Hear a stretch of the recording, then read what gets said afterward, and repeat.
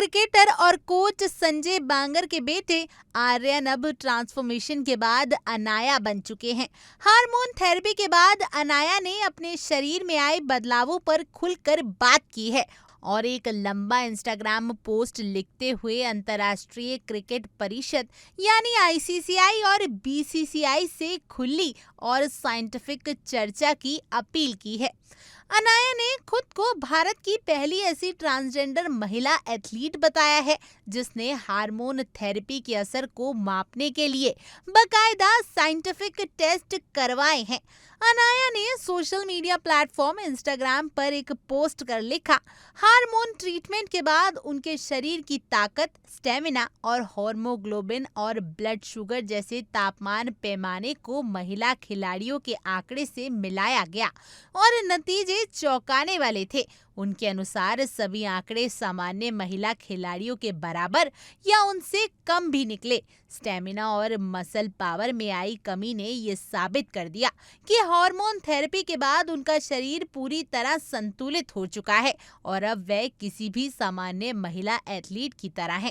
अपने पोस्ट में अनाया ने साफ किया कि ये कदम उन्होंने किसी सहानुभूति या पब्लिसिटी के लिए नहीं उठाया, बल्कि इसलिए ताकि खेलों में निष्पक्षता और समावेश पर वैज्ञानिक और जिम्मेदार चर्चा शुरू हो सके। उन्होंने आईसीसी और बीसीसीआई से गुजारिश की कि खिलाड़ियों की भागीदारी तय करने के लिए सिर्फ जेंडर नहीं, बल्कि टेस्टोस्टेरॉन, हीमोग्लोबिन और खेल प्रदर्शन जैसे वैज्ञानिक मानकों को अपनाया जाए। साथ ही इस दिशा में विशेषज्ञों, खिलाड़ियों और कानूनी सलाहकारों के साथ मिलकर स्पष्ट और संतुलित नीतियां बनाई जाएं। हालांकि अनाया का इंटरनेशनल लेवल पर खेलना अब संभव नहीं है क्योंकि आईसीसी ने नवंबर 2023 में एक नई पॉलिसी लागू कर दी थी। इसके तहत वे खिलाड़ी जो पुरुष पवर्टी से गुजरते हैं, ट्रांसजेंडर महिला बनने के बावजूद महिला अंतर्राष्ट्रीय क्रिकेट में हिस्सा नहीं ले सकते, चाहे उन्होंने किसी भी सर्जरी या हार्मोन ट्रीटमेंट से गुजरकर लिंग परिवर्तन क्यों न कराया हो। अनाया ने अपने पोस्ट में ये भी कहा कि वे चाहती हैं कि बीसीसीआई या आईसीसी का कोई प्रतिनिधि उनसे व्यक्तिगत रूप से मिले ताकि वे अपना डेटा, रिसर्च और संभावित पॉलिसी सुझाव साझा कर सके।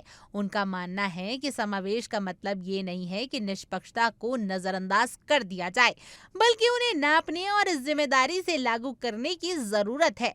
अनाया बांगर ने इस्लाम जिमखाना जैसे लोकल क्लब के लिए क्रिकेट खेला है, लेकिन अब उनका असली मकसद सिर्फ खेलना नहीं, बल्कि स्पोर्ट्स की दुनिया में ट्रांसजेंडर एथलीट्स के लिए एक मजबूत और साइंटिफिक आवाज बनना है। खैर, आपकी इस पूरे मुद्दे पर क्या कुछ राय है? आप इस बारे में क्या कुछ कहना चाहते हैं? हमें कमेंट करें और जरूर बताएं। और ऐसी और जानकारी के लिए आप इंडिया डेली को सब्सक्राइब कर लीजिए।